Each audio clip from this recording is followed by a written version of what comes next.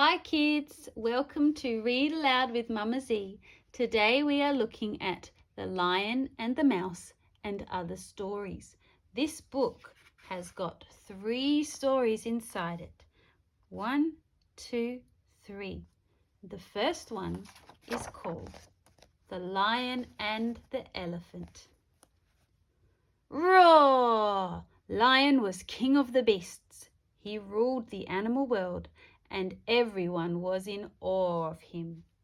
However, there was one animal who didn't care whether he pleased Lion or not. That animal was a cockerel. He crowed every single morning. The sound was so loud that the Lion began to feel afraid of the cockerel and the horrid noise it made. "Go away!" cried Lion. "Cock-a-doodle-doo!" Lion felt ashamed. "Why am I afraid of a harmless cockerel?" he said. "I must find out if others are afraid of silly things too." With that, Lion headed off into the jungle and came across 2 monkeys who were playing in the trees.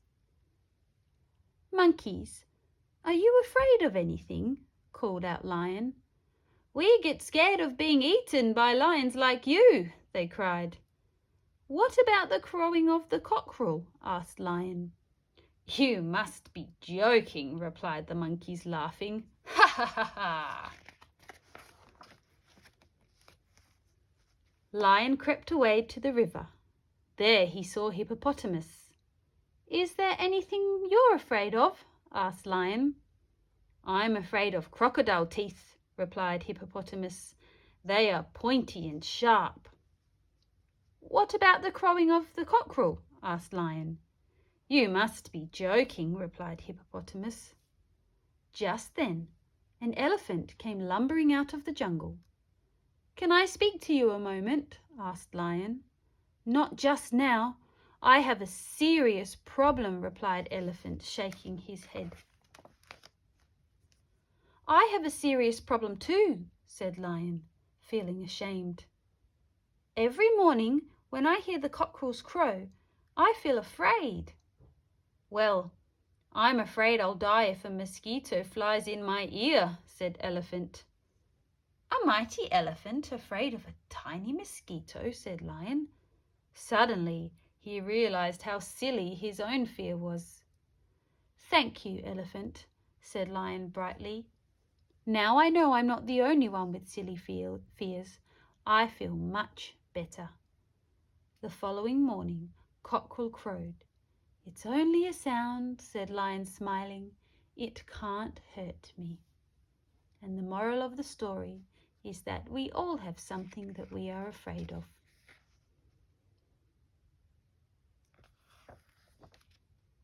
The next story is called The Gnat and the Lion. One evening, deep in the savannah, the animals were getting ready to sleep. 2, however, were only just waking up. One of these was a gnat. "This is the best time of day to go and do some stinging," said Gnat gleefully. The other animal was a lion. He opened his enormous jaws. "Roar!" said Lion. Gnat laughed. "You may be king of the beasts," said Gnat, "but you don't frighten me." "I could destroy you with one swipe of my paw," warned Lion. "I'd like to see you try," said Gnat. Annoyed by Gnat's challenge, Lion swiped at him with his paw. "Take that!" he roared. "You missed me," said Gnat cheekily. Lion continued to bat the gnat, twisting his head this way and that, but Gnat was simply too quick for him. "Buzz! Swish! Keep still!" roared Lion as Gnat flew around his body. "Make me!" taunted Gnat, who then flew straight up Lion's nose and began to sting him. "Stop!" bellowed Lion, but Gnat kept on stinging him. Lion battered his great paws at his nose, but no matter how hard he tried, he could not dislodge Gnat. "Say I'm king of the beasts," demanded Gnat. "Never!" yelled Lion. Gnat tugged Lion's nose hairs. "Say it," he repeated. Lion couldn't bear the pain any longer. "Gnat, he's king of the beasts," he cried. "Thank you," said Gnat, popping out of Lion's nose. "I'm the smartest creature ever," boasted Gnat as he flew away from Lion. "I think I deserve a home fit for a king." Soon Gnat saw a web draped over a bush. "That looks perfect," he said. He landed on the web and wrapped it around him. "You're trapped," cried a spider. Gnat was scared and tried to fly away, but was caught in the web. "How dare you!" he stammered. "I'm king of the beasts." "No, you're not," said a spider. "But I'll let you go if you're humble and admit that you're just a gnat."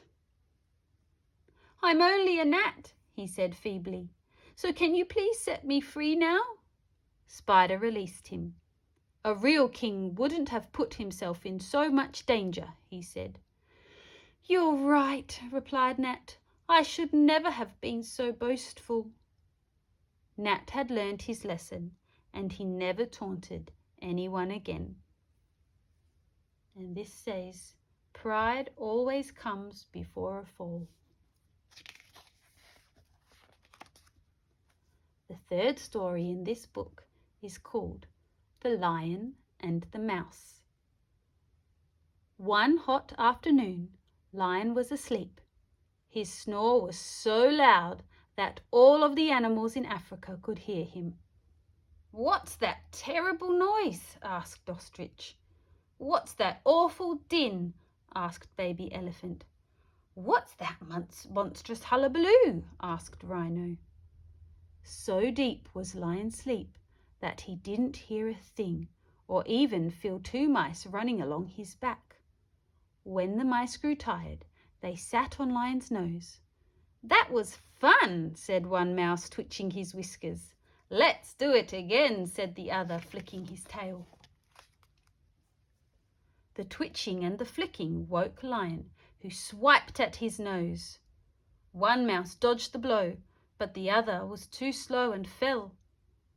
Lion stared at the mouse, then opened his enormous mouth.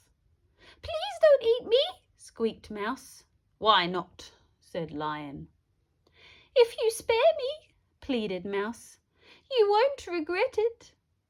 "That's a big promise for a little mouse," said Lion. "If you are ever in trouble," said Mouse, "I will help you." "Okay, I'll let you go," said Lion. "Thank you," squeaked the mouse. The next day, Lion was walking through the jungle when, whoosh!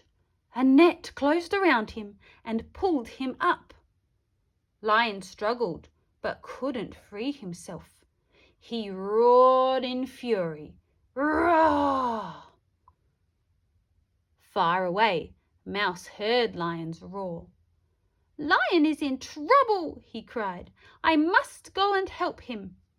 Mouse ran all day and didn't stop until he reached Lion. "Please help me," pleaded Lion. "I'll set you free," said Mouse. Mouse gnawed at the net. Soon a big hole appeared and Lion slipped through. He fell to the ground with a thud. "You saved my life," said Lion. "Just as you once saved mine," replied Mouse. And from that day on, Lion and Mouse were the best of friends. And it says, never dismiss an offer of help, no matter how small it may seem. The end.